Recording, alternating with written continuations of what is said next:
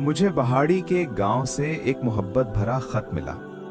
खत में लिखा था कि मौलाना साहब, हमारे गांव में आज तक सीरतुन नबी सल्लल्लाहु अलैहि वसल्लम पर बयान नहीं हुआ।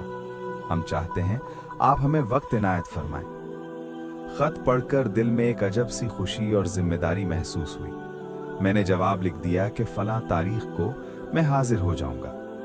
मुकर्ररा दिन मैं सफर पर निकला, ट्रेन से उतरा, तांगे पर बैठा और गांव की तरफ रवाना हो गया। रास्ते भर दिल में एक ही ख्याल था कि ये बयान सिर्फ अल्फाज नहीं, ये हुजूर सल्लल्लाहु अलैहि वसल्लम की मोहब्बत का पैगाम है।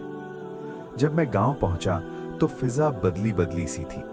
लोगों के चेहरों पर खुशी कम और खौफ ज्यादा नजर आ रहा था। उन्होंने आहिस्ता आवाज में बताया कि मौलाना साहब, हमारे गांव में अक्सरियत कादियानियों की है। अगर बयान हुआ तो हमें धमकियां दी जा रही हैं।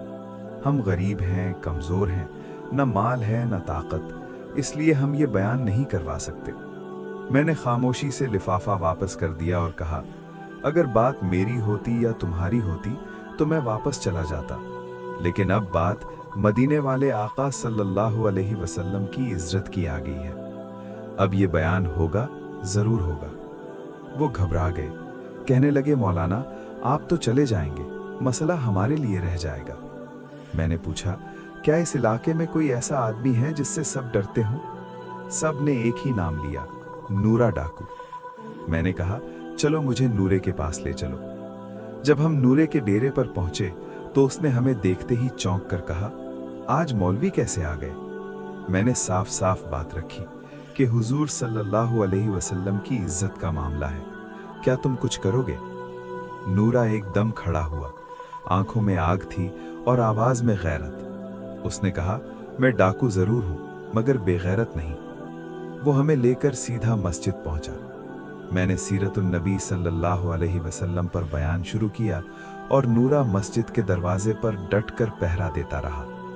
3 घंटे तक बयान हुआ और किसी की हिम्मत न हुई कि आंख उठाकर भी देखे। आखिर में नूरे ने ऐलान किया, अगर किसी ने मुसलमानों की तरफ आंख उठाकर भी देखा तो वो नूरे से बच नहीं सकेगा।